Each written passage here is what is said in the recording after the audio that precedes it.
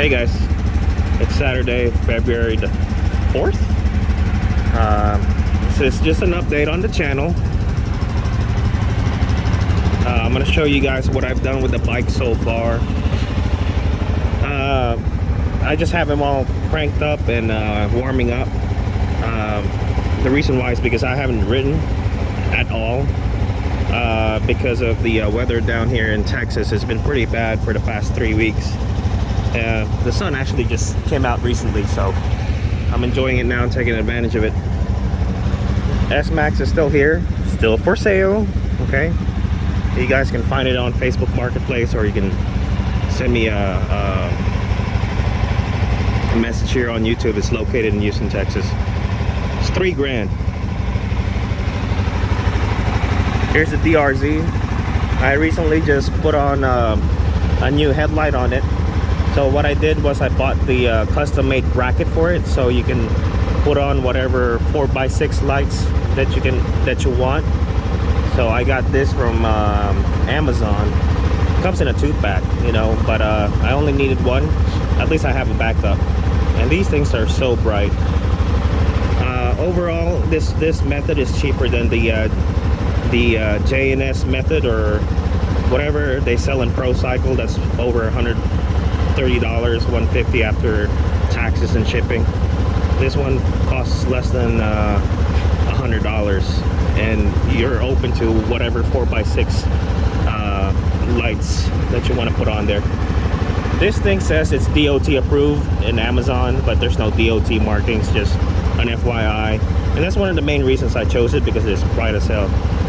I don't really care about other drivers when I'm riding a bike. They can be blinded, I don't care. I know, I sound like an asshole, but whatever. You know, before having that light mod with the DRZ, I actually installed the Cyclops 10,000 lumen bulb in the stock housing. I didn't like the beam pattern that it had, and I even tried the what do you call that, the wire mod for it, you know, where you put a 12 gauge wire or 14 gauge wire in the bottom across the tabs to make the beam tighter. It still sucks. So don't waste your time. Don't buy a Cyclops bulb for the DRZ. Just get one of these newer LED type 4x6s. You can go with the Pro Cycle headlights, or just, you know, get the bracket and use whatever you want. That's what I did anyways. So DRZ, it's warming up for the first time in a month or 3 weeks. It's getting there. This thing is still holding up. This is the Nelson Rig Gear Adventure. Still holding up fine. The only problem I had with it, and I haven't really extensively used this, is one of the little cloth things here, right here. It came off, so it's not really durable, especially for how much that costs. That thing is expensive. That's like over 120 bucks.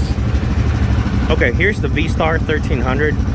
I've done a lot of things to this thing since I've gotten it. First of all, I cleaned it up, right? I kid you not, dude. There's a wasp nest in there, and then when I open up the light bulb, there's a huge wasp nest in there. It freaked me out when I opened it up. Alright, so start here from the front. You can see I added the lower fairings. Those are from eBay. They cost around $40. I've had those, different brand anyway, on my Stratliner Deluxe. It really cuts down the wind buffeting. You know, even if you have a windshield, you need something to deflect the wind coming from the bottom and then going up to your helmet. I also added driving lights, well, LEDs. I changed the driving lights on this thing to LEDs. It had the halogen lamps on it, but it was pretty dim, and it was narrow. The beams were narrow, so I changed it to LEDs. I also changed the location of the switch. It was over here, then I moved it here because of the headlight, the LED headlight, you know, taking up more space. Now here, this is the Cyclops 10,000 lumen bulb.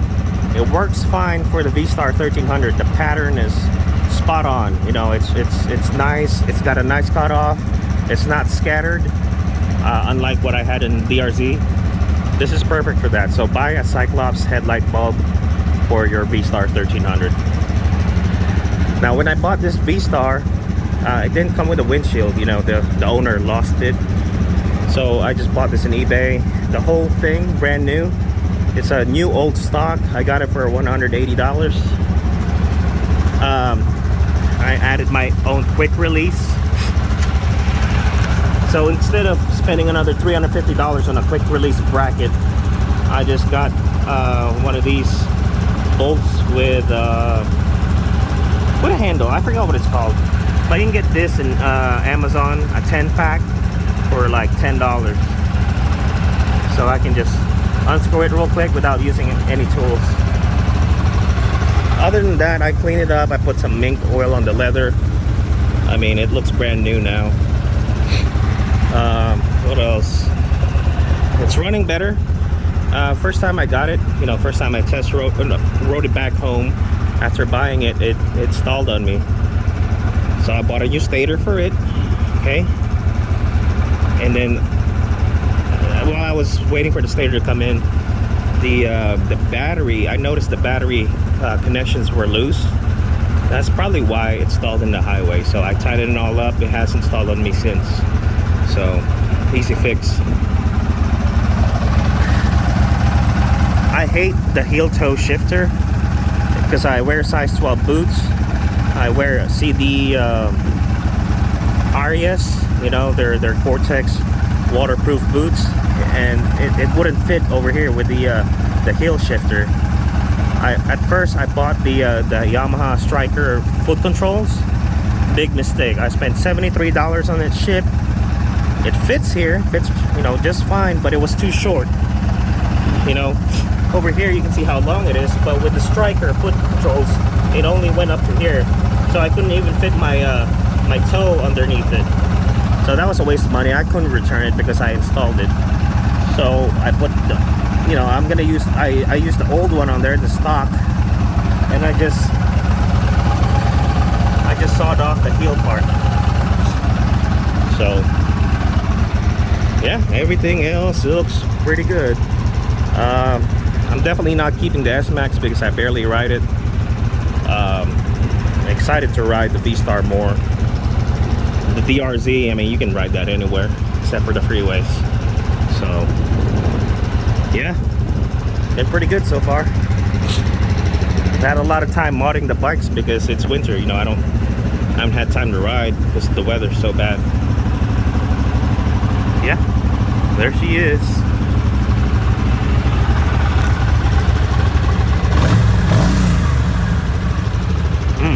Sounds pretty good. That one's got a really anemic exhaust, but you know, I like a quieter ride anyway. I kid you not, the DRZ 400 has a louder exhaust. Listen.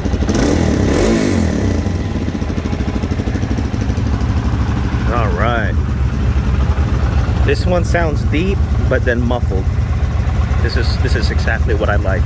Okay, because I listen to music in my Bluetooth helmet.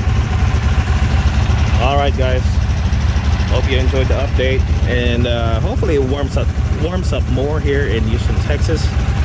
This morning it was 36 degrees Fahrenheit. That's way too cold for me. I don't ride in that weather. Hopefully it warms up to 60 degrees, 70 degrees soon, so I can ride more. All right, guys. Later.